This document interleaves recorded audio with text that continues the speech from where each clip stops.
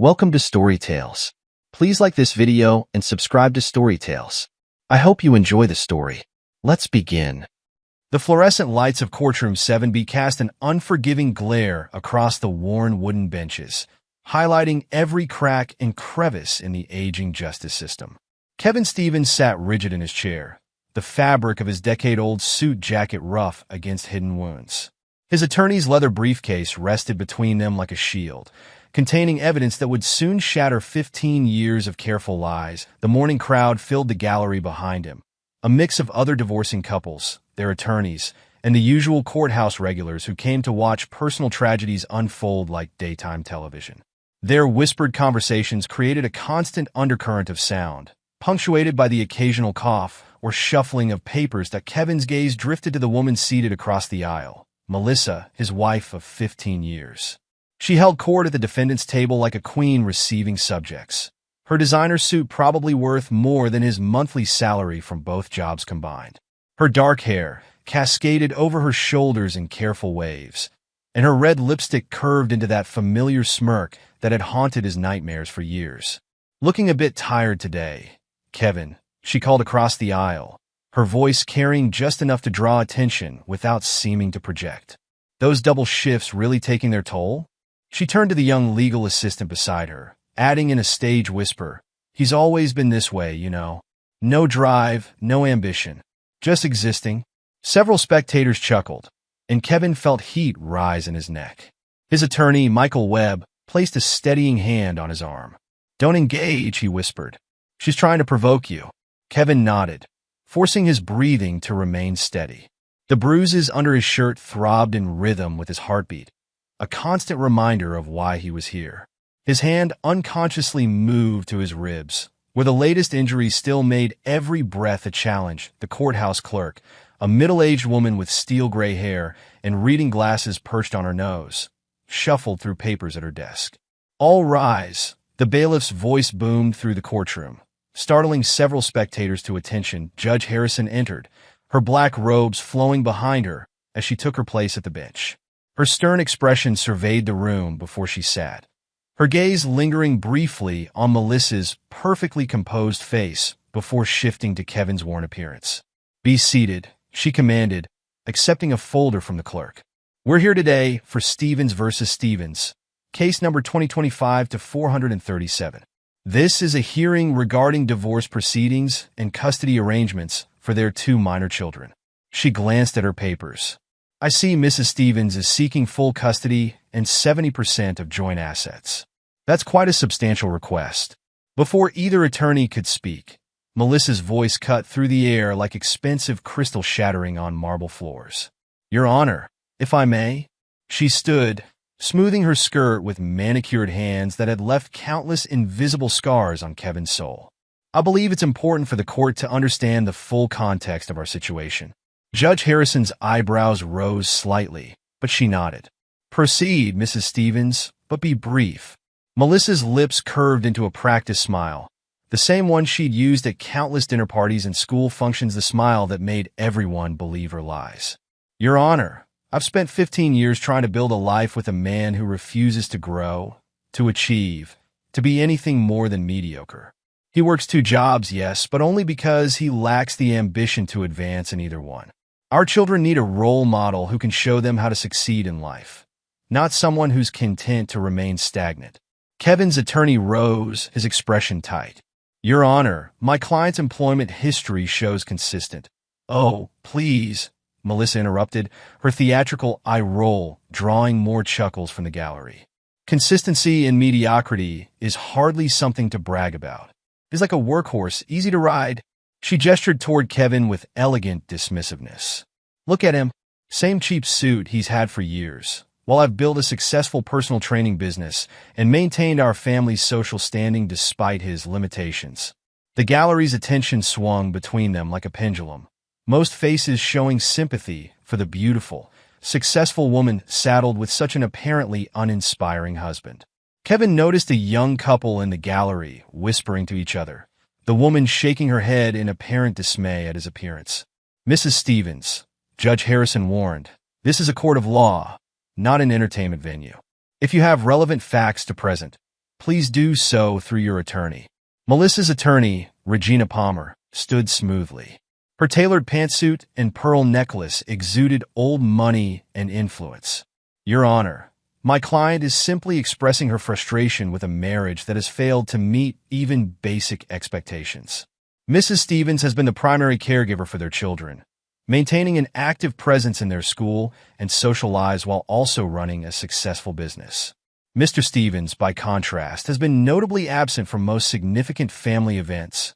Kevin's hands clenched under the table as memories flooded back, memories of why he'd missed those events. The school play he couldn't attend because Melissa had accidentally slammed the car door on his hand the night before, leaving him in the emergency room. The parent-teacher conference he'd missed because she'd pushed him down the stairs, claiming he'd tripped over toys their son had left out. Each absence had been carefully orchestrated, then used against him as evidence of his failure as a father.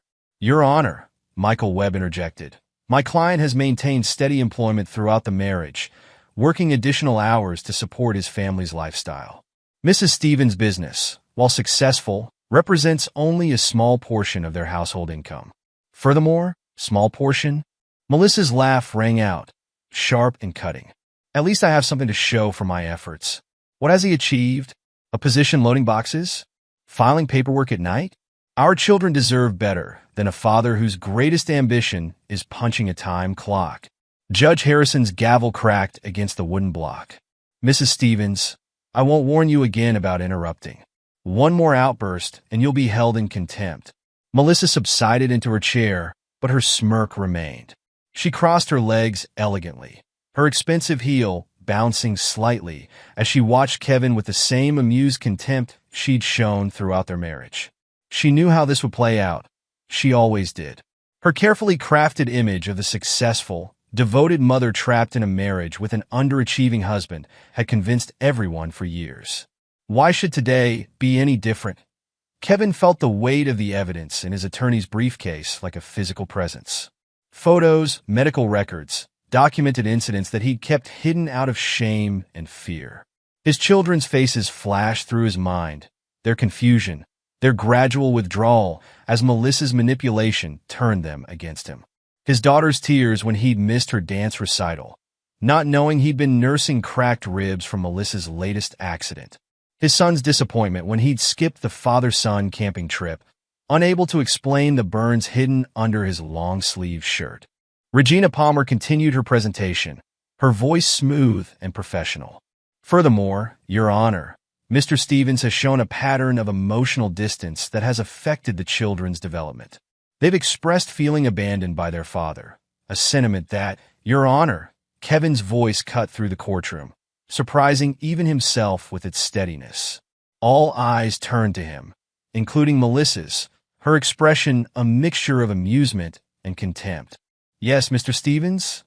Judge Harrison leaned forward slightly, her expression neutral but attentive. Kevin stood slowly, his chair scraping against the floor. "Before we continue, I'd like to submit additional evidence for the court's consideration." Melissa's smirk widened as she leaned toward her attorney, whispering something that made both women smile. She clearly expected more excuses, more fumbling explanations about his absences and failures, but Kevin wasn't looking at her anymore. His fingers moved to his shirt buttons, and for the first time in 15 years, he felt no fear that as Kevin's fingers worked at his shirt buttons. His mind drifted back to 6 months ago, the night that had finally broken through his wall of denial. The memory rose unbidden, clear as crystal, each detail etched in his mind with painful precision. The warehouse had been unusually quiet that evening, the usual rhythm of forklifts and shipping containers subdued by a scheduling mix-up. His supervisor, Tom, had approached him near the end of his shift, clipboard in hand. "Stevens, we've got a situation," Tom had said, his weathered face apologetic. "Corporate double-booked the night crew. We're overstaffed, and since you've been pulling doubles all week." He'd trailed off, but Kevin had understood. As usual, his dedication to extra shifts had worked against him. The drive home had been surreal, streetlights casting intermittent shadows across his dashboard at an hour when he was usually still working. Melissa's red BMW sat in the driveway of their colonial-style home, its pristine finish a stark contrast to his aging sedan. The house was dark except for a faint glow from their bedroom window. Unusual for 7 in the evening, the kids were at their grandmother's house, Melissa's mother, a woman who'd never missed an opportunity to remind Kevin how fortunate he was that her daughter had settled for him. Every visit came with subtle jabs about his career, his clothes, his general existence. "At least you're reliable," she'd say, making it sound like an insult. Like a faithful old dog. His key had turned in the lock with its familiar squeak, a sound he'd been meaning to fix for months. But Melissa always had more important uses for his maintenance fund. The house was eerily quiet. None of the usual sounds of television or music that typically filled their home. Kevin had stood in the foyer, his work boots feeling too loud on the hardwood floors that Melissa had insisted on installing last spring, in investment in their future that had cost him 3 months of extra shifts. Family photos lined the walls, carefully curated to show their perfect life. Vacation snapshots, school portraits, holiday gatherings. In each one, Melissa stood front and center, radiant and commanding, while Kevin lingered at the edges. A shadow in his own family's story, the stairs had creaked under his feet as he climbed, each step bringing him closer to the sound he'd been subconsciously registering since entering the house. Muffled voices and movement from the master bedroom. Their bedroom door was closed, but thin strips of evening light escaped around its edges. Along with sounds that his mind refused to process later, he would realize that some part of him had known what he would find. Perhaps he'd known for months, choosing to ignore the signs. The late-night training sessions, the new clothes, the constant texting she blamed on client communications. But in that moment, standing before the closed door, he'd still clung to his illusions. The door handle had turned silently under his grip. He'd oiled it just last week at Melissa's insistence that it was embarrassingly loud. The irony would strike him much later. Evening light filtered through half-closed blinds, casting striped shadows across their king-size bed. Another of Melissa's necessary purchases. And there they were, his wife of 15 years entwined with a man Kevin recognized from her gym. A personal trainer half his age with the kind of muscled physique Melissa had always berated him for lacking. The young man had noticed him first, his eyes widening with shock and something like shame. But Melissa had simply turned her head lazily, her expression one of mild amusement, as if Kevin had interrupted nothing more significant than her reading a book. "Oh," she'd said, her voice dripping with casual cruelty. "You're home early." No attempt to cover herself. No hint of embarrassment or remorse. She'd stretched languidly, like a cat in a sunbeam. "Well, this is awkward." The young trainer had scrambled for his clothes, muttering apologies that seemed directed at the air between them. But Kevin barely registered his presence. His entire world had narrowed to Melissa's face, to the look of amused contempt she wore like expensive perfume. "Did you really think you were enough for me?" she'd asked, examining her manicured nails as if discussing the weather. "You're just boring, Kevin. You'll never be enough for anyone. I mean, look at you coming home smelling like a warehouse, wearing clothes from a discount store.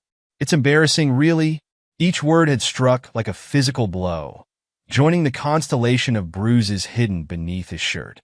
The trainer had fled, leaving behind one sock and a protein shaker that would sit in their lost and found basket for weeks. A plastic monument to the death of Kevin's last illusions.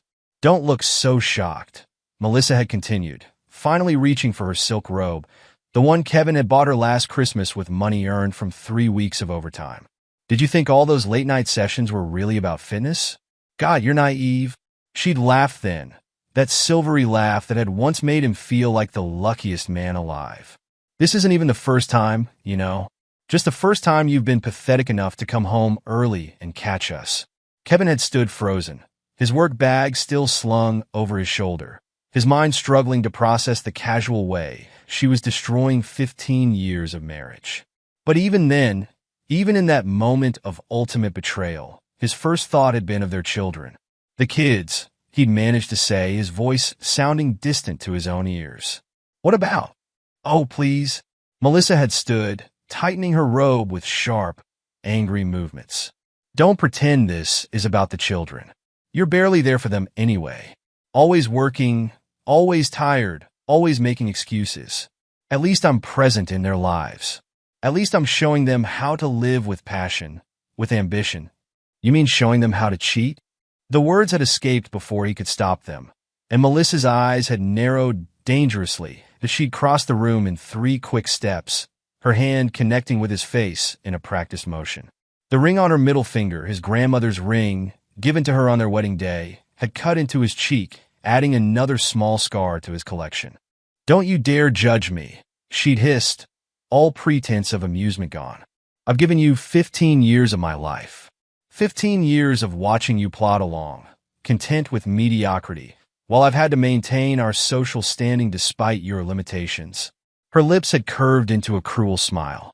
"Did you think the gym was the only place I found better men? There have been others, Kevin, many others. Because you're not enough. You've never been enough."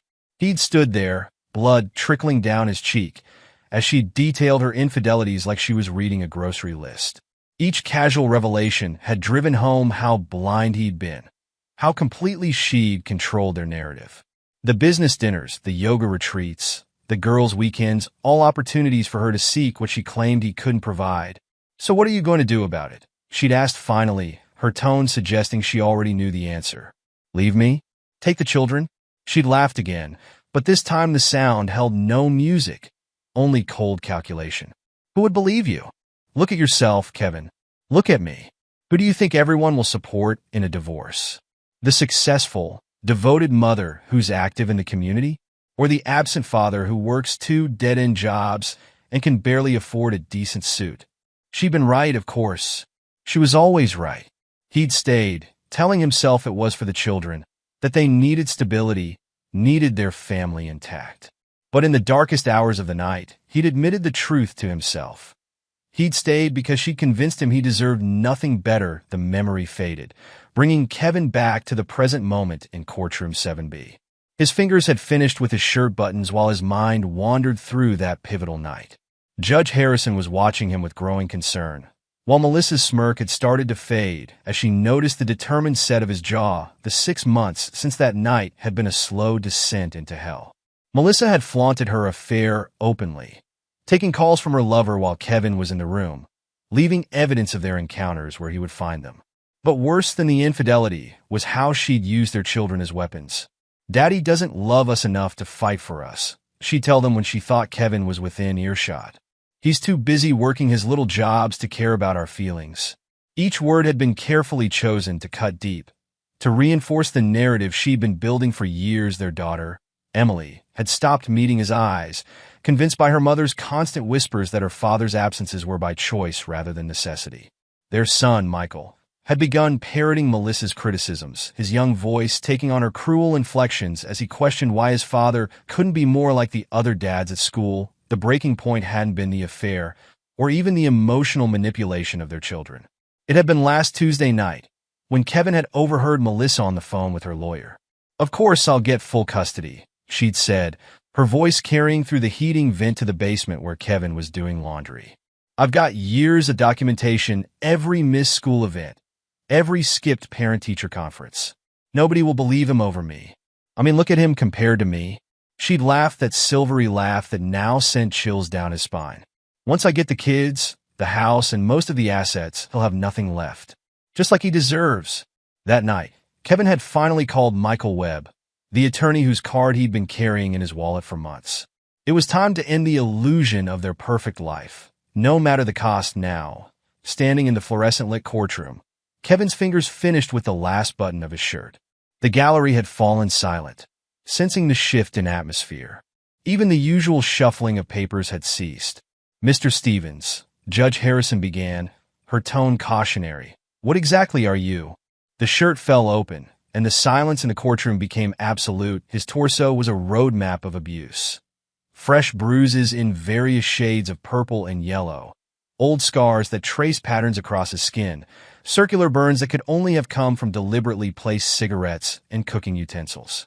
Some wounds were precisely placed, showing calculated cruelty, while others spoke of wild, uncontrolled rage. That a gasp rippled through the gallery.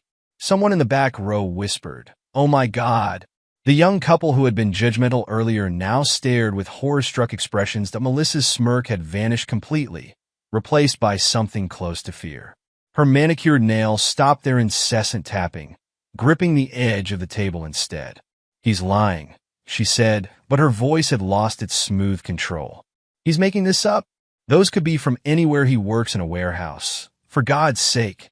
"Your Honor," Michael Webb said into the stunned silence, opening his briefcase with deliberate movements, "we have documented evidence of ongoing domestic abuse spanning the entirety of the Stevens marriage."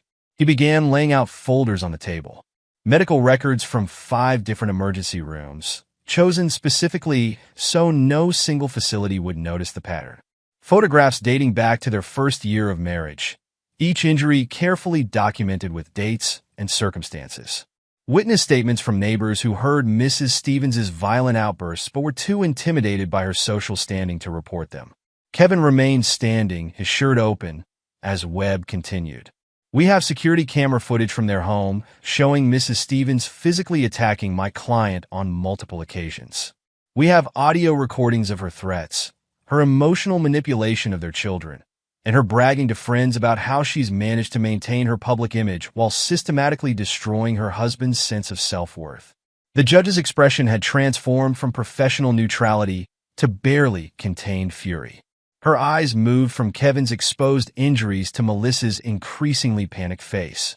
"This is ridiculous." Melissa stood abruptly, her chair scraping against the floor. "Your Honor, he's clearly doing this for sympathy. Those injuries could have come from anywhere. He's clumsy. He works with heavy equipment." "Mrs. Stevens," Judge Harrison's voice cut through the air like a blade, "sit down." But Melissa was losing control, her carefully crafted persona cracking under the weight of exposed truth. "You can't believe him. Look at him compared to me. I'm the victim here. He's been emotionally unavailable, neglectful of our children. Because you put me in the hospital." Kevin's voice rang out, stronger than anyone had ever heard it. "The school play I missed? I was in the emergency room with cracked ribs after you pushed me down the stairs. Parent-teacher conference? You'd burned my arms with cooking oil the night before. Every absence, every missed event, you orchestrated all of it, and then used it against me." The gallery erupted in murmurs. Regina Palmer, Melissa's attorney, was frantically trying to quiet her client, but Melissa had passed the point of no return. "You deserved it," she screamed, her perfect makeup cracking as tears of rage streaked down her cheeks. "You were supposed to be more. I gave you everything. My youth, my patience, my time. And what did you do? You stayed exactly what you were, content with your pathetic little life. Embarrassing me in front of my friends with your discount store clothes and your working-class job." "Mrs. Stevens," Judge Harrison's gavel cracked like a gunshot. "One more word, and you'll be held in contempt." But Melissa was beyond hearing. She lunged across the aisle toward Kevin, her manicured hands curved into claws. "You think you can humiliate me like this? You're nothing without me. Nothing." The bailiff moved with surprising speed for his size, catching Melissa before she could reach Kevin. She struggled in his grip, her designer suit wrinkled, her carefully styled hair falling in disarray around her face. "Order!" Judge Harrison's voice boomed through the courtroom. "We will have order." She turned to the bailiff. "Remove Mrs. Stevens to the holding cell until she can control herself. And contact the district attorney's office. I want criminal charges filed for domestic abuse and assault." As Melissa was led away, still screaming threats and accusations, Kevin slowly rebut-toned his shirt. His hands were steady, each movement deliberate. The gallery watched in stunned silence. The truth of 15 years of abuse finally laid bare under the harsh courtroom lights. "Your Honor," Michael Webb spoke into the heavy silence, "given this evidence and Mrs. Stevens' behavior, we request an immediate temporary order granting my client full custody of the children and exclusive use of the family home. We also ask for a permanent restraining order against Mrs. Stevens." Judge Harrison nodded, her expression grave. "Granted on all counts. We'll reconvene next week to formalize the arrangements, but effective immediately, Mr. Stevens has full custody of the children." She turned to Kevin, her stern facade softening slightly. "Mr. Stevens, there are resources available, counseling services, support groups. My clerk will provide you with the information." Kevin nodded, finally allowing himself to sit. Across the aisle, Regina Palmer was gathering her papers, her earlier confidence replaced by shocked resignation. The gallery began to clear, but not before several people approached Kevin to offer quiet words of support and admiration for his courage. Today, as the courtroom emptied, Kevin remained in his seat, feeling the weight of 15 years lifting from his shoulders. For the first time since his wedding day, he could breathe freely. The illusion of their perfect life had shattered, but from its ruins, he could finally begin to build something real. The courthouse holding cell smelled of stale coffee and desperation. Melissa Stevens paced the narrow space like a caged tiger, her designer heels clicking against the concrete floor. Her attorney, Regina Palmer, watched through the cell bars, her earlier confidence replaced by grim resignation. "This is absolutely ridiculous," Melissa spat, running her fingers through her disheveled hair. "He planned this. He must have been planning this for months." "The sneaky little Mrs. Stevens," Regina interrupted sharply. "I need you to stop talking. Right now. Every word you say can be used against you. And you've already said plenty in that courtroom." Melissa whirled to face her attorney, her mascara leaving dark streaks down her cheeks. "Used against me? I'm the victim here. 15 years I spent trying to make something of him, trying to push him to be better. And this is how he repays me. By showing evidence of systematic abuse." Regina's voice was cold. "Those photographs weren't manufactured, Melissa. The medical records are real. What exactly did you think would happen when you sent your husband to the emergency room? He needed to learn." Melissa grabbed the cell bars, her knuckles white. "You don't understand. He was embarrassing me in front of everyone with his contentment. All my friends' husbands were executives, doctors, lawyers. And there was Kevin, happy to work in a warehouse, happy to file papers at night, happy to be nothing." Down the hall, Kevin sat in a small conference room with his attorney and Detective Sandra Martinez, a veteran of the domestic violence unit. The detective's dark eyes were focused and sympathetic as she reviewed the evidence. "Mr. Stevens," she said, setting down another photograph, "why didn't you come forward sooner?" Kevin's fingers traced the edge of the table, his voice quiet but steady. "Would you have believed me? Look at her, then look at me. Everyone always believed her. Even our children." "Speaking of your children," Michael Webb interjected, pulling out another file, "we need to discuss their safety. The evidence suggests Mrs. Stevens has been emotionally manipulating them." Detective Martinez nodded, making notes. "We'll need to interview them, but carefully." "Children in these situations, often a commotion in the hallway," interrupted her. "You can't keep me from my children." Melissa's voice echoed off the walls as officers escorted her to processing. "Kevin, you coward. Face me." The detective moved to close the conference room door, but Kevin held up his hand. "No," he said, standing. "Let her see me. I'm not hiding anymore." Melissa appeared in the doorway, her perfect image now in complete disarray. Two officers flanked her, but she barely seemed to notice them. Her eyes locked onto Kevin with the same intensity that had once made him fall in love with her. "There you are," she said, her voice dripping with venom. "Feeling proud of yourself? Finally found some backbone after 15 years? Kevin met her gaze steadily. "You did this to yourself, Melissa. Every bruise, every lie, every time you used our children as weapons, that was all you." "Used our children?" She laughed, the sound echoing harshly in the hallway. "I was protecting them from your mediocrity. Do you think I wanted them to grow up thinking it was okay to be average? To settle for less? Average?" Kevin stepped closer, and for the first time, Melissa took a small step back. "I worked 2 jobs to support your endless spending. I missed events because you put me in a hospital. I stayed silent about your affairs because you threatened to turn our children against me. Tell me, Melissa, what's average about enduring that for 15 years? Detective Martinez moved to stand beside Kevin, her notepad ready. "Mrs. Stevens, would you like to make a statement about these allegations?" "Allegations?" Melissa's laugh had an edge of hysteria now. "You want a statement? Here's your statement. I married a man who promised to give me everything, and instead gave me nothing but disappointment. I pushed him to be better, to want more, to be someone our children could look up to. If that sometimes got physical, well..." Her lips curved into a cruel smile. "He could have stopped me at any time. He's bigger than me, stronger. But he just took it, like the worthless." "That's enough," Regina Palmer cut in sharply. finally catching up to her client. Melissa stopped talking. Now. But Melissa was beyond legal advice. You think those pictures tell the whole story? Ask him about the times he disappointed our children. Ask him about the father-son camping trip he missed because he was too injured. Tell them, Kevin. Tell them how you let a little burn keep you from your son's big weekend. Kevin's hands clenched at his sides, but his voice remained steady. You held my arm against the stove, Melissa. Third-degree burns don't qualify as a little burn. The doctor wanted to admit me, but you convinced them I was clumsy, that I'd accidentally grabbed the hot pan. Just like you convinced them about the broken ribs, the concussion, the accidents that always seem to happen right before important family events. The officers holding Melissa shifted uncomfortably. One of them, a veteran cop with graying temples, looked at her with undisguised disgust.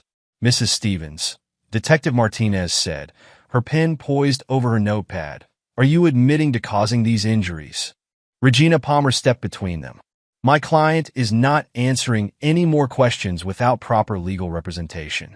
The stress of these false accusations. False? Kevin pulled up his sleeve, revealing a fresh burn in the shape of a curling iron. This was 3 days ago, when I said I'd be late for dinner because of work. Want to explain this one, Melissa? Want to tell them how I supposedly did this to myself? The hallway fell silent except for the scratch of Detective Martinez's pen.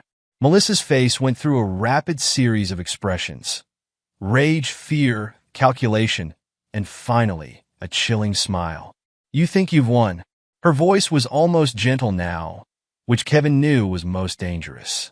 You think showing a few scars changes anything? Who's going to want you now, Kevin? Who's going to look at you, knowing you let a woman beat you for 15 years, and see anything but weakness? That's it, Regina Palmer announced, her professional demeanor finally cracking. I'm withdrawing as counsel. Mrs. Stevens, I suggest you find another attorney, one who specializes in criminal defense. You're going to need it. The officers began leading Melissa away, but she managed one final barb over her shoulder. Enjoy your victory, Kevin. I hope those scars keep you warm at night. And don't worry about the children. I'm sure they'll understand why their father was too weak to fight back. Her laughter echoed down the hallway long after she disappeared from view. Kevin leaned against the wall, suddenly exhausted. Detective Martinez touched his arm gently. Mr. Stevens, we should continue our discussion. There's still the matter of your children's safety to consider. Kevin nodded, straightening. They're at school now. Melissa's mother usually picks them up, but given everything, I've already contacted the school, Michael Webb assured him. They've been instructed not to release the children to anyone but you. We should head there now, before word of this morning's events reaches them through other channels. As they gathered their materials, the veteran cop who'd been holding Melissa stepped into the conference room. Mr. Stevens? I wanted to say something. He cleared his throat uncomfortably. 20 years on the force, I've seen a lot of domestic abuse cases. Never thought I'd admit this, but I probably wouldn't have believed it if you just told us. Seeing you stand up like that, show everyone the truth. He extended his hand. That took real courage, sir. Real courage. Kevin shook the offered hand, noting the officer's name tag. Anderson. Thank you, Officer Anderson. But the hard part's just beginning. I have to tell my children that everything they thought they knew about their parents is a lie. Detective Martinez closed her notebook. We'll help you through this, Mr. Stevens. There are counselors specially trained for situations like this. But first, we need to ensure your children's immediate safety. Mrs. Stevens' reaction suggests she might attempt to contact them. Kevin gathered his jacket, wincing slightly at the movement. Then let's go. My children have lived with her lies long enough. It's time they heard the truth. Riverside Elementary's brick walls looked more imposing than ever as Kevin pulled into the parking lot. Detective Martinez followed in her unmarked car, while Michael Webb reviewed documents in Kevin's passenger seat. Remember, Webb said, closing his briefcase, the school counselor will be present to help explain things to Emily and Michael Jr. Take it slow. Let them process. Kevin's hands tightened on the steering wheel. How do you tell your children their mother is not who they thought she was? That their father isn't the villain in this story? One truth at a time, Detective Martinez said, joining them. Children are more perceptive than we give them credit for. They've probably sensed something was wrong for years. The school counselor, Mrs. Rivera, met them at the front office. Her kind face showed no judgment as she led them to a private room where Emily, 13, and Michael Jr., 11, waited. Both children looked up as Kevin entered, their expressions a mix of confusion and wariness. "Dad." Emily's voice wavered. "What's going on? Where's Mom?" Kevin sat down across from his children, his heart aching at their uncertain faces. "We need to talk about some changes that are happening in our family. Is this about the divorce?" Michael Jr. asked, his young face hardening. "Mom said you were trying to abandon us, that you didn't care enough to fight for us." "That's not true, buddy." Kevin leaned forward, keeping his voice gentle. "Your mom, she hasn't been honest about a lot of things. Mrs. Stevens has been telling you stories about your father," Mrs. Rivera added softly. "Stories that weren't true." Emily's eyes narrowed, so like her mother's when suspicious. "What do you mean?" "Mom doesn't lie. She says you're the one who's never there, who misses everything important." "Emily," Kevin began, then paused as Detective Martinez placed a folder on the table. "Do you remember the father-daughter dance last spring, when I didn't come? You said you were too busy working," Emily accused, tears forming in her eyes. "Mom said you didn't think it was important enough." Kevin slowly rolled up his sleeve, revealing the curling iron burn that had been fresh that night. "This is why I couldn't come, sweetheart. Your mother did this when I told her I'd arranged to take the night off for your dance." Both children stared at the wound, their faces pale. Michael Jr. spoke first, his voice small. "Mom did that." Mrs. Rivera moved closer to the children. "Your father has been protecting you by keeping silent about something very difficult. Sometimes people we love can hurt others, and they're very good at hiding it." "But Mom says he's weak," Michael Jr. protested, but his voice held uncertainty now. "She says he's not good enough for us." "Is that why you missed my science fair?" Emily asked suddenly. "Last year, when you promised to come but ended up in the hospital, Mom said you were clumsy, that you fell down the stairs because you weren't paying attention." Kevin met his daughter's eyes. "She pushed me, Emily, when I told her I was leaving work early to see your project." The room fell silent as both children processed this information. Detective Martinez quietly opened her folder, laying out photographs chronologically, years of documented injuries, each dated and annotated. "Oh my God," Emily whispered, her hand covering her mouth. "The camping trip, Dad. The burn on your arm when you couldn't take Michael camping."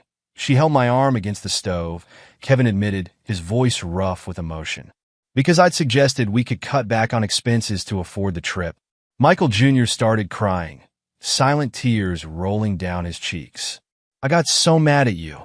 I told everyone you didn't care about me, that you were a bad father. Mom said," Kevin moved around the table, gathering both his children into his arms. They clung to him, their small bodies shaking with sobs. "Listen to me," he said firmly. "None of this is your fault. Your mother, she has problems that have nothing to do with you. She needs help, and she's going to get it. But right now, we need to focus on keeping everyone safe." "Is that why there are police officers outside?" Emily asked, wiping her eyes. "To keep Mom away." Detective Martinez nodded. "Your mother isn't allowed to contact you right now. This morning in court, she didn't react well when your father revealed the truth. She tried to attack him," Michael Jr. said quietly. "It wasn't a question, like she did at home sometimes when she thought we couldn't hear." Kevin's heart broke at his son's words. "You knew?" "We heard things," Emily admitted. "Breaking glass, yelling. But Mom always said you were just clumsy or angry or she made it sound like it was your fault. That's what abusers do," Mrs. Rivera explained gently. "They're very good at making everyone believe their version of events." A knock at the door interrupted them. Principal Davidson entered, his face grave. "Mr. Stevens? We have a situation." Mrs. Stevens's mother is at the front office, demanding to see the children. "She's threatening to call the police if we don't release them to her." "Let me handle this," Detective Martinez said, standing. "Mr. Stevens, stay with your children." "Mrs. Rivera, would you accompany me?" As they left, Emily gripped Kevin's hand. "Grandma always takes Mom's side. She says you're not good enough for our family. She never liked that Mom married someone who works in a warehouse, Michael Jr. added. She calls you the help when she thinks we can't hear. Kevin squeezed their hands. Your grandmother loves you, but she's believed your mother's stories for a long time. Right now, we need to focus on our family. You, me, and keeping each other safe. Webb cleared his throat. Kevin, there's something else the children need to know. About their mother's relationships. Both children stiffened. Emily spoke first, her voice small. You mean about Jason? Mom's friend from the gym? Kevin's heart stopped. You knew about him? Mom said he was helping her train for a competition, Michael Jr. said. But we saw them kissing once in the backyard. When we asked about it, Mom said we were imagining things, that we'd better not tell you or you'd get angry and leave us. She had other friends too, Emily added, her face twisted with hurt. She'd tell us they were clients or business partners, but they'd come over when you were working late. She said if we ever told you, you'd abandon us. Kevin struggled to control his anger at this new revelation.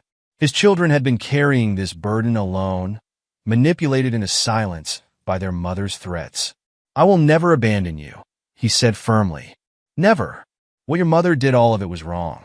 The lies, the abuse, the affairs, none of it was your fault, and none of it was okay.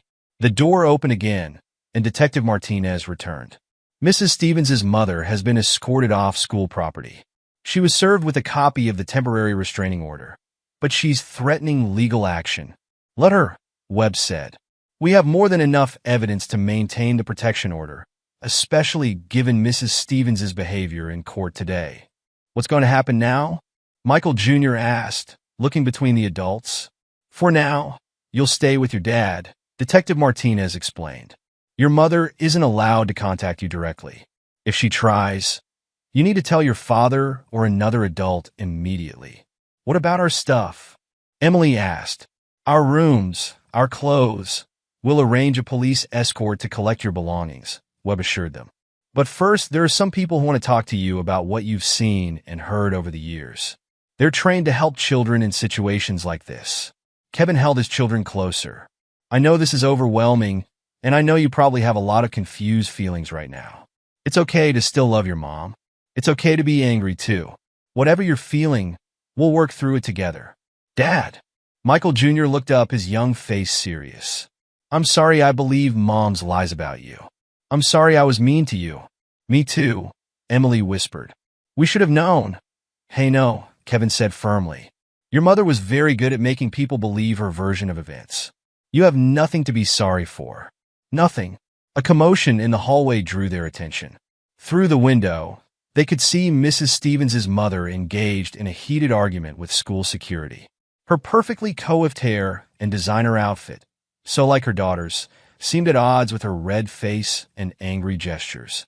I think we should move this conversation somewhere more private, Detective Martinez suggested. Mr. Stevens, we've arranged for a safe house until we can secure your home. As they gathered their things, Emily suddenly hugged Kevin fiercely. Dad? I remember something Mom said this morning before school. She said everything was going to change today, that we'd finally see you for who you really are. She looked up at him, her eyes wise beyond their years. I guess she was right about that part. Kevin managed a small smile. Yes, sweetheart. I guess she was. The safe house turned out to be a modest 3-bedroom home in a quiet suburb, its beige exterior offering no hint of the drama unfolding within. Detective Martinez had arranged for Child Protective Services to interview Emily and Michael Jr., while a parade of witnesses arrived to give their statements about Melissa's behavior over the years. I should have said something sooner. Linda Parker, their next-door neighbor for the past decade, told Detective Martinez. She sat on the living room couch, twisting a tissue in her hands. The screaming, the sounds of things breaking. I'd see Kevin the next day, trying to hide his limping or wearing long sleeves in summer heat. Kevin listened from the kitchen, where he was making sandwiches for the children. Each witness statement added another piece to the puzzle of their public life versus private reality. Tell me about the night of July 15th last year, Detective Martinez prompted, her pen ready. Linda's hands trembled. I heard glass breaking, then Melissa screaming about money. Something about an expensive gym membership. I went to my window and... She paused, glancing at Kevin. I saw her throwing his work clothes on the front lawn, screaming that he was an embarrassment. When he tried to gather them, Linda's voice broke.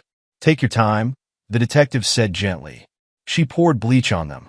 Brand new uniforms he'd bought for his second job. Then she slapped him, right there in the front yard. I saw her ring cut his face. Linda turned to Kevin. I'm so sorry. I should have called the police. Melissa would have denied everything, Kevin said, carrying a plate of sandwiches to the living room. She always did. Detective Martinez made another note. Did anyone else witness similar incidents? Everyone in the neighborhood knew, Linda admitted. We'd talk about it when Melissa wasn't around. But she was so influential. On the PDA board, organized all the charity events. Nobody wanted to cross her. A knock at the door made everyone tense. Officer Anderson entered with an elderly couple, the Wilsons, from 2 houses down. Mrs. Wilson clutched a manila envelope to her chest. We have security cameras, Mr. Wilson announced without preamble. I've had them for years, pointed right at our front yard, but they also catch the street view, including, he gestured to his wife, who opened the envelope with shaking hands. We kept copies, Mrs. Wilson explained, spreading photographs on the coffee table. Every time we saw something, we saved it. Thought someday someone would need to know the truth. The photos told their own story. Melissa shoving Kevin against his car, her face contorted with rage. Melissa throwing things at him as he tried to leave for work. Melissa screaming at the children when they tried to hug their father goodbye. The cameras record audio too, Mr. Wilson added grimly. We have her threats on file. All those times she told Kevin she'd take the kids, destroy his life, make sure no one would believe him. Kevin stared at the photographs, memories flooding back. That one, he pointed to a photo dated 3 months ago. She was angry because I couldn't afford the private tennis lessons she wanted for Emily. Said I was holding our children back with my working class mentality. Mr. Stevens? A new voice called from the hallway. Kevin turned to see Emily's homeroom teacher, Ms. Thompson, standing there with the school counselor, Mrs. Rivera. We've been comparing notes, Ms. Thompson said, clutching a folder. All those parent-teacher conferences Melissa claimed you skipped? We found something interesting. She opened the folder, revealing a series of emails. She deliberately gave you the wrong dates and times, then told us you were too busy to attend. Mrs. Rivera nodded. She'd come alone, tell us you were working as usual, make it seem like you were choosing your job over your children's education. But look at these dates. She pointed to several highlighted lines. Every single conference she claimed you missed. Hospital records show you were being treated for accidents the day before or the same day. Detective Martinez added the documents to her growing file. The pattern is clear. Mrs. Stevens systematically isolated Mr. Stevens, damaged his relationships, and manipulated everyone's perception of him. Another knock brought more witnesses. Parents from the PDA, former friends of the family, even one of Melissa's ex-boyfriends who'd grown uncomfortable with her lies. She bragged about it. James Morton, the ex-boyfriend, told them. Said it was easy to control Kevin because she convinced everyone he was the problem. Called it her perfect system. Hurt him, then used his injuries as proof he was unreliable. In the next room, they could hear Emily and Michael Jr. talking with the child psychologist. Their voices carried occasionally fragments of truth, finally spoken aloud. Mom would tell us Dad didn't love us enough to come to our events. Emily's voice drifted through. But sometimes I'd see him trying to hide that he was hurt. She made us think it was normal, Michael Jr. added. Said all families were like this, that Dad was just weak. Kevin's hands clenched at his children's words, but Detective Martinez touched his arm. Let them talk. This is part of their healing process. The doorbell rang again. This time, it was Regina Palmer, Melissa's former attorney, looking uncomfortable but determined. I've withdrawn as her counsel, she announced, and I've brought something you need to see. She pulled out her phone, playing a voicemail from 6 months ago. Melissa's voice filled the room. Regina, darling, everything's going perfectly to plan. Kevin's so beaten down he'll never fight back. Once we file for divorce, I'll get everything. The house, the kids, most of his income. He's too ashamed to tell anyone what really happens at home. Who believe him anyway? Look at him compared to me. The recording continued, detailing Melissa's plans to systematically destroy Kevin's reputation and relationship with their children. By the end, even Regina looked sick. "I thought she was just another trophy wife looking for a better deal," the attorney admitted. "I never imagined the way she talked about hurting you, about using the children as weapons. It was all so calculated." "Mrs. Palmer," Detective Martinez said, "would you be willing to make a formal statement?" "That's why I'm here." Regina straightened her shoulders. "What Melissa did, it's not just domestic abuse. It's psychological torture, and I refuse to be part of it anymore." As the detective took Regina's statement, Kevin's phone buzzed with a text from an unknown number. He opened it to find a video from one of Melissa's gym friends. "You don't know me, but I've seen things. Melissa would brag about training you, about how she'd made you the perfect puppet. She said breaking your spirit was her greatest achievement. I saved these videos because what she was saying, it wasn't right. No one deserves that kind of psychological warfare." The attached videos showed Melissa at various social gatherings, gleefully describing how she manipulated and abused her husband, her audience laughing uncomfortably as she detailed her methods for keeping him under control. "Dad." Emily stood in the doorway, Michael Jr. beside her. They'd obviously been crying, but their faces showed determination rather than defeat. "We want to tell Detective Martinez about the things we saw. The real things, not mom's stories." Kevin opened his arms, and his children rushed into them. For the first time in years, they held each other without fear, without the shadow of Melissa's manipulation hanging over them. "I'm recording all witness statements," Detective Martinez said softly, holding up her notepad. "Every person who comes forward helps build the case. Mrs. Stevens won't be able to hurt any of you again." Outside, the sun was setting on a day that had changed everything. More witnesses waited to be interviewed, more evidence to be documented. But for now, Kevin held his children close. Feeling the weight of 15 years of lies finally beginning to lift, the mask had come off, and the truth was spreading like wildfire through their carefully constructed social circle. Melissa's perfectly crafted image was crumbling, revealing the monster that had always lurked beneath the beautiful facade. The fluorescent lights of the county psychiatric facility cast harsh shadows across Dr. Eleanor Wright's desk as she reviewed her evaluation notes. Melissa Stevens sat across from her, still managing to look elegant despite the standard issue clothes she'd been required to wear during her mandatory psychological evaluation. "Mrs. Stevens," Dr. Wright began, her voice professionally neutral, "we've spent the past several sessions discussing your relationship with your husband and children. I'd like to address some concerning patterns I've observed." Melissa's perfectly plucked eyebrows rose. "Concerning patterns? The only thing concerning me is how everyone's suddenly taking Kevin's side. He's manipulated them all with his victim act." Dr. Wright placed her notebook on the desk, opened to pages filled with detailed observations. "You've consistently shown an inability to acknowledge your actions or their impact on others. When we discussed the incident with the cooking oil, you claimed it was justified because your husband had embarrassed you at a dinner party. He was talking about his warehouse job, like it was something to be proud of." Melissa's composure cracked slightly. "My friends' husbands are executives and professionals. Do you know how humiliating it was to hear him chatting about loading trucks? So you felt justified in causing third-degree burns?" "I was teaching him a lesson." Melissa smoothed her hair, a gesture that seemed automatic. "Sometimes people need to learn the hard way." In the observation room behind the two-way mirror, Kevin watched with Detective Martinez and the court-appointed psychiatrist, Dr. James Morgan. The detective made notes while Dr. Morgan shook his head slowly. "Classic narcissistic personality disorder with sadistic tendencies," Dr. Morgan murmured. "Watch how she justifies each act of violence, as if it were a reasonable response to perceived social embarrassment."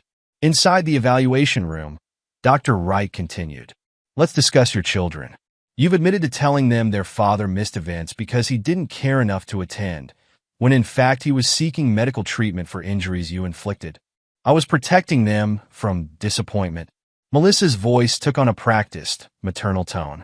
"Better they think he was busy than know how weak he was. Children need strong role models."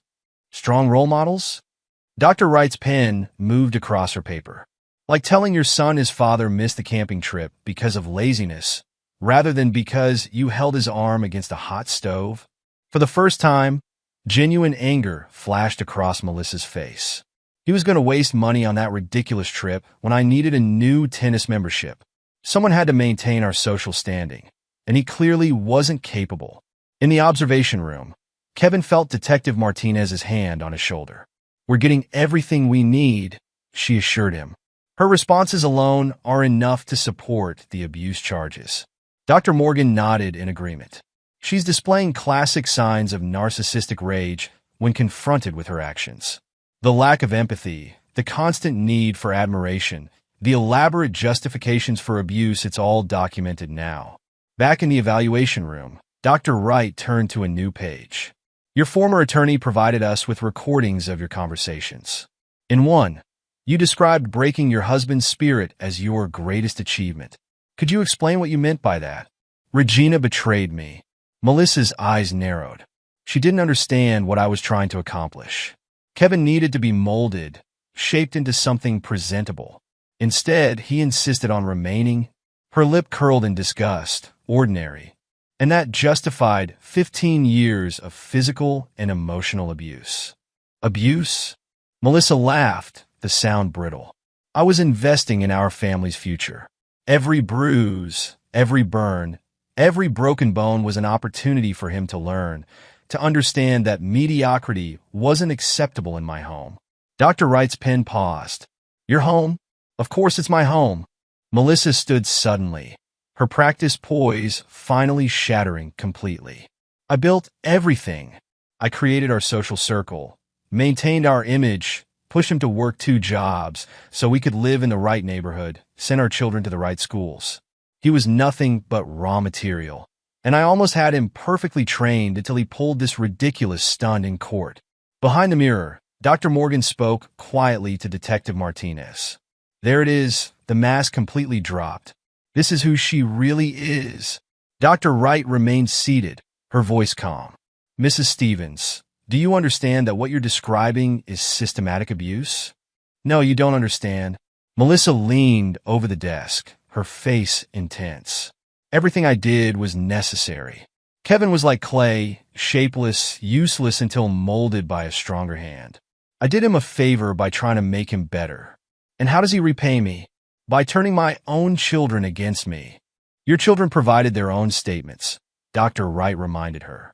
"They described witnessing numerous incidents of abuse, being manipulated into keeping secrets, being used as emotional weapons against their father. I was teaching them standards." Melissa's voice rose. "Teaching them not to settle for mediocrity like their father. Everything I did was for them, including telling your son that if he took his father's side, he'd regret it." The question hung in the air. Through the mirror, Kevin watched his wife's face transform.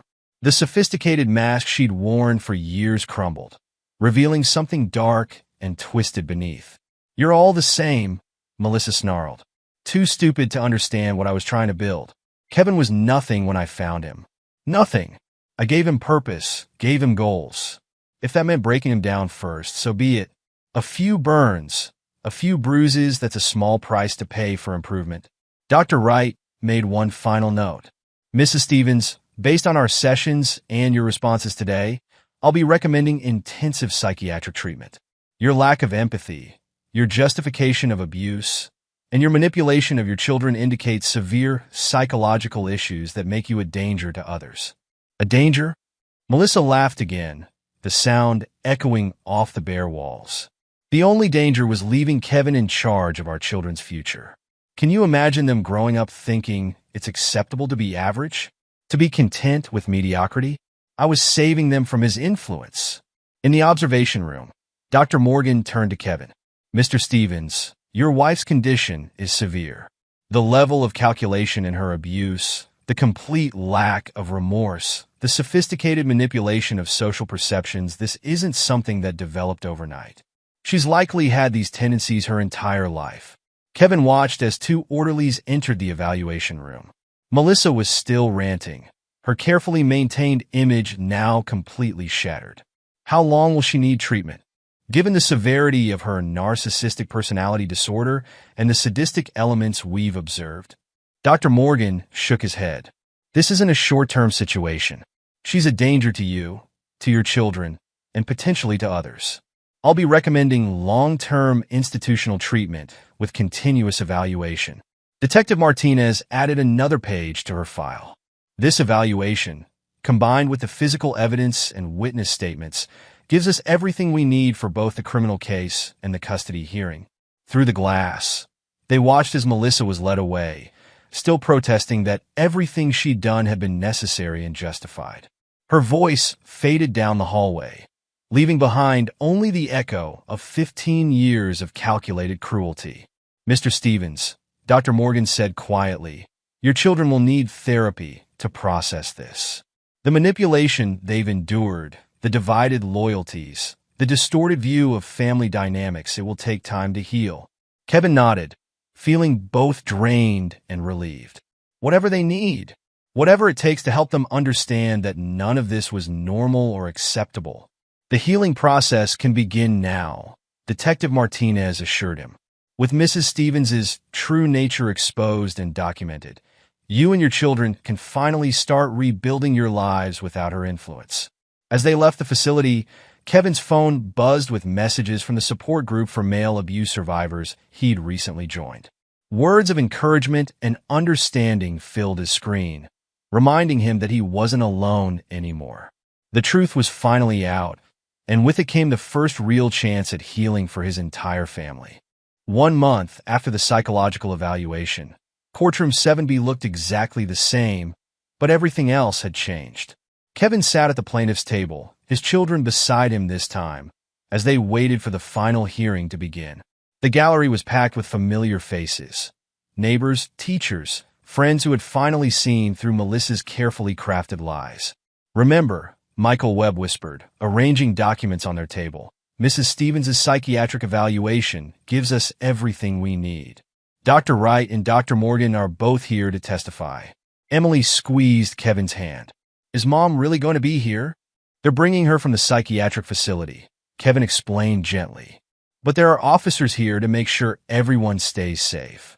Michael Jr. straightened his tie, a gift from their neighbor, Mr. Wilson. Dad, what if she tries to hurt you again? That's not going to happen, buddy. Kevin smiled at his son. Things are different now. Everyone knows the truth. The courtroom doors opened, and Melissa entered, flanked by 2 officers. Her new attorney, a public defender named Robert Hayes, looked uncomfortable as they took their seats. Melissa's usual designer outfit had been replaced by modest business attire, but she still carried herself like royalty, her eyes locked onto her children. Emily, Michael, darlings, I've missed you so much. This terrible misunderstanding, Mrs. Stevens. Judge Harrison's voice cracked through the room as she entered. You were explicitly instructed not to address your children directly. Melissa's face hardened. They're my children. You can't stop me from. I can and I will. Judge Harrison took her seat. One more unauthorized communication, and you'll be removed from this courtroom. Is that clear? Kevin watched his wife's jaw clench, a familiar sign of building rage. Her new attorney touched her arm, whispering something that made her sit back, though her eyes still burned with barely contained fury. Your Honor, Hayes began, before we proceed, my client would like to address her previous emotional outburst. She's undergone intensive therapy over the past month, and therapy.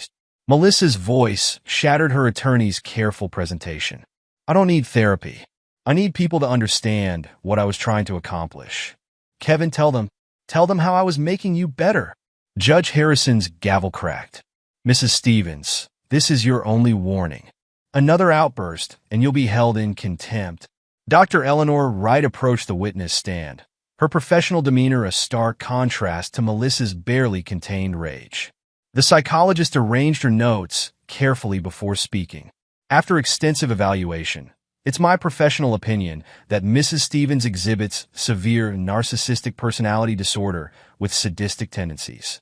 Her systematic abuse of her husband and psychological manipulation of her children demonstrate a complete lack of empathy coupled with an overwhelming need for control. Hayes stood. Objection, Your Honor. Dr. Wright's evaluation was conducted under duress, while my client was unjustly institutionalized. Your client was institutionalized after attempting to assault her husband in this very courtroom, Judge Harrison reminded him. Overruled. Continue, Dr. Wright. The psychologist nodded. Mrs. Stevens shows no remorse for her actions. In fact, she continues to justify years of physical and emotional abuse as necessary improvement of her husband. When confronted with evidence of her actions, she becomes hostile and increasingly unstable. He needed my guidance, Melissa interrupted, earning a sharp look from her attorney. Everything I did was to make him better. The burns, the broken bones, they were lessons he refused to learn any other way. Emily buried her face in Kevin's shoulder as Michael Jr. stared at his mother in horror. The gallery murmured, and Judge Harrison's gavel cracked again. Mrs. Stevens, one more word out of turn, and you'll be removed. Dr. Wright, please continue. During our sessions, Mrs. Stevens displayed consistent patterns of manipulation and control. She openly admitted to orchestrating situations that would prevent Mr. Stevens from attending family events, then using his absences to turn their children against him. She expressed pride in what she called breaking his spirit, viewing it as an achievement rather than abuse. Kevin listened as Dr. Wright detailed the full scope of Melissa's psychological evaluation. Each revelation seemed to strip away another layer of his ex-wife's carefully maintained facade, revealing the monster that had hidden behind her perfect smile. Furthermore, Dr. Wright continued, Mrs. Stevens showed particular pride in her manipulation of social perceptions. She described in detail how she cultivated an image of the successful, devoted mother while systematically isolating and abusing her husband. When asked about the impact on her children, she dismissed their emotional well-being as secondary to maintaining what she called appropriate standards. Hayes attempted damage control. Your Honor, my client's actions, while admittedly extreme, were motivated by a desire to improve her family's social standing. With proper treatment, Melissa stood, shrugging off her attorney's restraining hand. I don't need treatment. I need my children back. I need to undo the damage Kevin's mediocrity has already caused. Emily's tennis game has probably suffered. And Michael, he'll never get into an Ivy League school at this rate. Mom, Emily's voice cut through her mother's rant. Stop it. Just stop. The courtroom fell silent as Emily stood, her young face set with determination. We know everything now. The lies, the way you hurt Dad, how you made us think you didn't love us. You didn't care about making us better. You just wanted to control everyone. Melissa's face contorted. Emily, darling, you don't understand. Everything I did was for you, to ensure you wouldn't end up ordinary like your father. Ordinary? Michael Jr. stood beside his sister. Dad works 2 jobs to give us everything we need. He stayed even when you hurt him, trying to protect us. He's the strongest person I know. Strong? Melissa laughed, the sound brittle and sharp. He let me beat him for 15 years. Let me break him down piece by piece until he finally stood up to you, Emily interrupted. Until he showed everyone who you really are. Kevin watched his children face down their mother, pride mixing with heartache. They shouldn't have to do this, shouldn't have to defend their father against the woman who was supposed to love and protect them all. Mrs. Stevens, Judge Harrison's voice held no warmth. Your own words continue to demonstrate exactly why you are unfit to have custody of these children. Dr. Wright, what is your professional recommendation? The psychologist straightened in her chair. Given the severity of Mrs. Stevens's condition and her continued refusal to acknowledge the harmful nature of her actions, I recommend continued psychiatric treatment in a secure facility. She represents a clear danger to her ex-husband and children, both physically and emotionally. You can't do this. Melissa's voice rose to a shriek. Those are my children, my family, everything I built. Kevin, tell them how I made you better. How I was trying to save you from yourself. Officer Anderson stepped forward as Melissa's rage built, but Kevin held up his hand. Standing slowly, he faced his wife of 15 years. Better. His voice was quiet but carried through the silent courtroom. You didn't make me better, Melissa. You just made me afraid. Afraid to succeed because it might upset your plans. Afraid to fail because it would mean more pain. Afraid to love our children openly because you'd use it against me. That's not improvement. That's torture.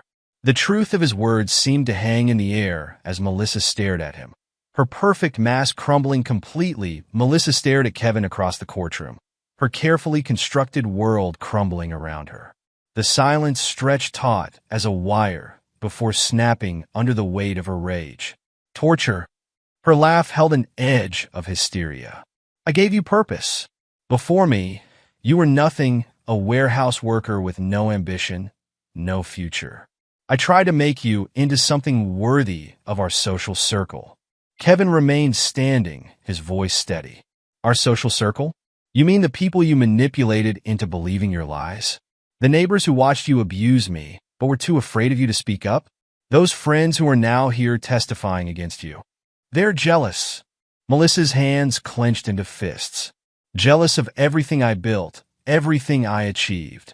Our perfect family, our beautiful home, built on broken bones and burned flesh. Emily interrupted, her young voice strong.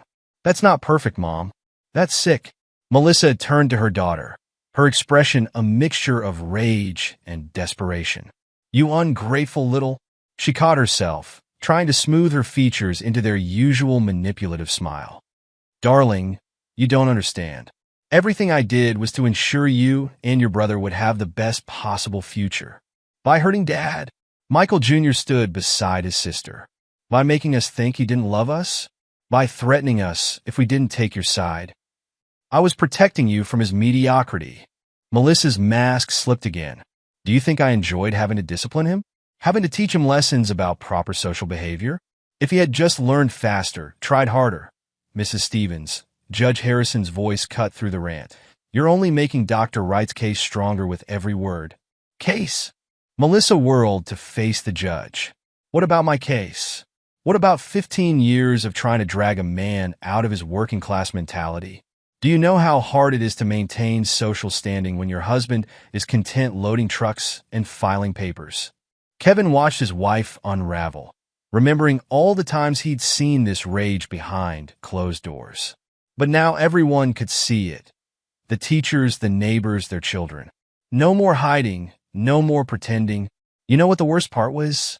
He spoke softly, but Melissa fell silent, turning to stare at him. Not the burns, not the broken bones. It was watching you turn our children into weapons, making them believe their father didn't love them enough to show up, when really, their mother had put him in the emergency room to keep him away. They needed to learn standards. Melissa took a step toward him, ignoring her attorney's attempt to stop her. Emily was starting to show your lack of ambition, actually enjoying public school sports instead of private coaching. And Michael, he came home proud of a B+ last month. A B+, just like his father, settling for mediocrity. Emily stood straighter. I love playing school sports, Mom. My teammates are my friends. Real friends. Not like your fake social circle, who only pretended to like you because they were afraid of you. And I worked hard for that B+, Michael Jr. added. Dad was proud of me because he knew I did my best. He never made me feel like I wasn't good enough. Melissa's face contorted with fury. Not good enough? Of course you're not good enough. Neither of you will ever be good enough as long as you have his influence. His contentment with mediocrity is like a disease, infecting everything I tried to build. Dr. Wright cleared her throat. Your Honor, this display perfectly illustrates my diagnosis. Mrs. Stevens shows classic narcissistic rage when her worldview is challenged, coupled with a complete inability to recognize the harm she's caused. Harm? Melissa laughed, the sound echoing off the courtroom walls. I'll show you harm.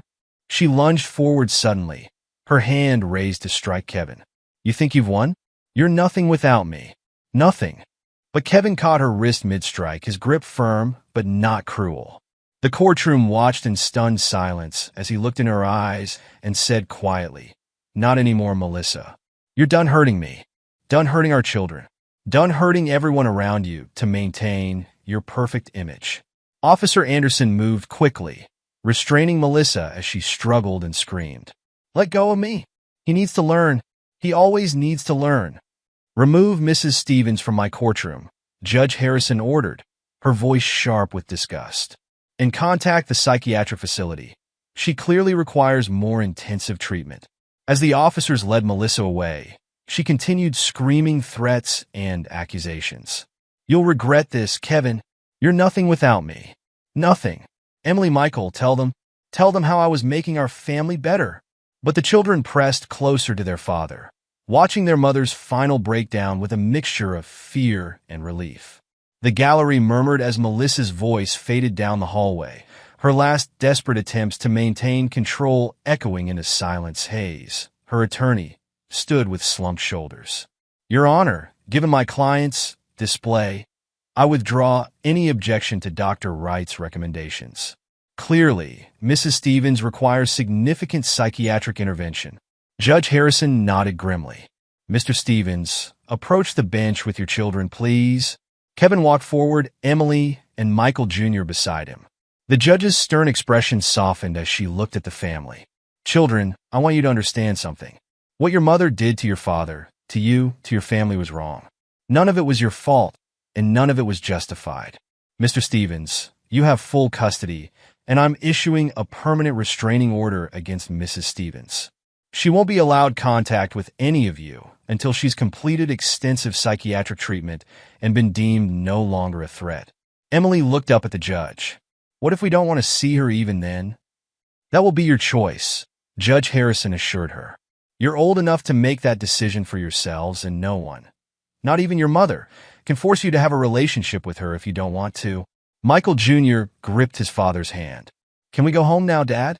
Our real home, not Mom's perfect prison." Kevin squeezed his son's hand, feeling tears prick at his eyes. "Yeah, buddy, we can go home. And this time, we'll make it our home together." The gallery began to clear, but not before several people approached Kevin. Linda Parker, their neighbor, hugged him tightly. "We're here for you now," she promised. "Whatever you and the children need." The Wilsons nodded in agreement. "No more watching in silence," Mr. Wilson said firmly. "Your family is part of our community, and we protect our own." As they gathered their belongings, Dr. Wright approached with a gentle smile. "Mr. Stevens, I'd like to recommend a family counselor, someone who specializes in helping families heal from domestic abuse. Would you be interested in that information?" Kevin looked at his children, seeing the mixture of relief and uncertainty in their eyes. "Yes," he said quietly. "I think we all need help processing what's happened. Right, kids?" They nodded, and for the first time in years, their family embrace held no fear, no secrets, no hidden pain. Outside the courtroom, the sun was setting on their last day of living under Melissa's shadow. Tomorrow would bring new challenges, but they would face them together. Finally free from the perfect prison their lives had become 0.3 months after the final hearing. Kevin stood in the kitchen of their home, now transformed from Melissa's showcase into a real family space. The designer furniture had been replaced with comfortable pieces that invited actual living. Children's artwork hung on the walls instead of expensive prints, and family photos showed genuine smiles rather than posed perfection. "Dad," Emily called from the living room. "Dr. Martinez is here for our family session." Their family therapist, Dr. Ana Martinez, entered with her warm smile and weathered leather notebook. She'd been working with them since the court case, helping them process their trauma and rebuild their relationships. "The house looks different," she observed, settling into what had become her usual chair. "More like a home?" Michael Jr. looked up from his homework spread across the coffee table. "We painted my room blue last weekend. Mom always said blue was too common, but Dad let me pick the color I wanted." "How did that feel?" Dr. Martinez asked gently. "Good. Really good." Michael Jr. grinned at his father. "We got paint everywhere, but Dad didn't get mad. He said messes can be cleaned up, but memories last forever." Kevin sat beside his son, remembering how Melissa would have reacted to paint splatters on the hardwood floors. "We're learning that perfect isn't always better." "Speaking of perfect," Emily said, pulling out a paper from her backpack, "I got to be on my history test. I was scared to tell you at first, but then I remembered what we talked about in therapy." Dr. Martinez nodded encouragingly. "And what was that?" "Emily, that grades don't define my worth. That trying my best is more important than being perfect." She looked at Kevin. "Dad said he was proud of me for studying hard, even if I didn't get an A." "Because I am proud," Kevin affirmed. "Both of you are doing amazing, just being yourselves. A knock at the door made them all jump slightly, a lingering effect of years spent walking on eggshells. But it was just Linda Parker, their neighbor, holding a casserole dish. "Sorry to interrupt," she said, noticing Dr. Martinez. "Just wanted to drop off dinner for tomorrow. The neighborhood meal train is still going strong." Kevin smiled, remembering how the community had rallied around them after the truth came out. "Thanks, Linda. Would you like to join us for a minute? We were just talking about changes." Linda settled onto the couch, placing the casserole on the coffee table. "Changes is right. The whole neighborhood feels different now that we're not all living under Melissa's shadow. Did you know Mrs. Wilson started a support group for families affected by domestic abuse?" "Really?" Kevin leaned forward, interested. "Meets every Thursday at the community center. She said watching what happened to your family made her realize how many others might be suffering in silence." Linda touched Kevin's arm gently. "You've inspired people, you know. 3 other men in the neighborhood have come forward about abuse in their relationships." Dr. Martinez made a note in her book. "How does that make you feel, Kevin? Knowing your story has helped others." Kevin considered the question, remembering his own isolation. If something good can come from what we went through, if it helps even one person escape abuse, then maybe it wasn't all for nothing. Emily moved to sit beside her father. "I saw Mom's picture in the paper yesterday. The article said she's still in the psychiatric hospital." A heavy silence fell over the room. Dr. Martinez watched the family carefully, noting their reactions. "Would you like to talk about how that made you feel?" "Scared at first," Emily admitted. "But then I remembered she can't hurt us anymore. The restraining order is being enforced very strictly," Kevin assured her. "Detective Martinez checks in regularly to make sure everything's secure." Michael Jr. closed his textbook. "My teacher says it's okay to still love Mom, but hate what she did." "Is that true?" "Absolutely," Dr. Martinez confirmed. "Feelings about abuse and abusers are complicated, especially when it's a parent. There's no wrong way to feel. I don't miss her perfect house," Michael Jr. said quietly, "or her perfect rules. But sometimes I miss, I don't know, the mom I thought she was before I knew the truth." Linda wiped away a tear. "You kids are so brave. All of you are." Kevin hugged his son close. "We're learning to be real instead of perfect. That's braver than pretending everything's fine when it's not." "Dad?" Emily's voice was thoughtful. "Remember how Mom always said you were weak for working in a warehouse? But Mr. Wilson told me you're the strongest person he knows. He said it takes more strength to endure abuse and protect your kids than to be some fancy executive." "Your father is strong," Dr. Martinez agreed. "But strength comes in many forms. Sometimes it's enduring, sometimes it's speaking up, and sometimes it's asking for help when you need it." Another knock brought Officer Anderson, stopping by as part of his regular welfare checks. "Just making sure everything's okay here," he said, taking in the gathered group. "Looks like you're in good hands." "The best," Kevin agreed. "We're learning that family doesn't have to be perfect to be worth fighting for." Dr. Martinez smiled. "That's a good place to end today's session. Any final thoughts?" Emily raised her hand, a habit from school she was finally comfortable showing at home. "I have one. Dad, remember how Mom always said you were nothing without her?" Kevin nodded, feeling the old pain, but no longer letting it control him. "Well, she was wrong," Emily declared. "You're everything to us.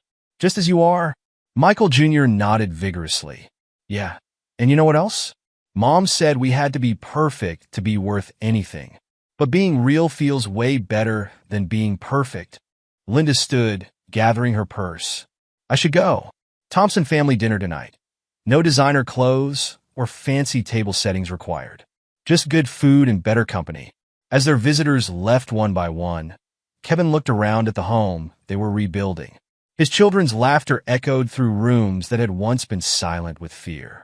Their artwork brightened walls that had once displayed only Melissa's expensive taste. Even the scars that marked his body seemed lighter somehow, fading like the memories of their perfect prison. "Dad," Michael Jr. called from the kitchen. "Can we have pizza for dinner? Mom never let us eat in front of the TV, but maybe we could watch a movie together." "Sure, buddy." Kevin smiled, remembering Melissa's strict rules about proper dining etiquette. Emily, want to pick the movie? His daughter grinned, already scrolling through options on their new streaming service. Another simple pleasure Melissa had deemed beneath them. Something funny. We could all use more laughter. As Kevin ordered pizza delivery, not the gourmet kind Melissa had insisted was the only acceptable option, he caught his reflection in the window. The man looking back at him wasn't perfect. His clothes weren't designer, his job wasn't prestigious, and his home would never be featured in magazines, but he was free. His children were safe and learning to be themselves. The community that had once enabled Melissa's abuse now stood firmly behind their healing. And somewhere in the psychiatric facility, Melissa was facing the consequences of her actions. Her perfect mask shattered beyond repair. "Hey, Dad," Emily called. "We love you." "Love you too," Kevin answered, his voice strong and sure. "Both of you, exactly as you are."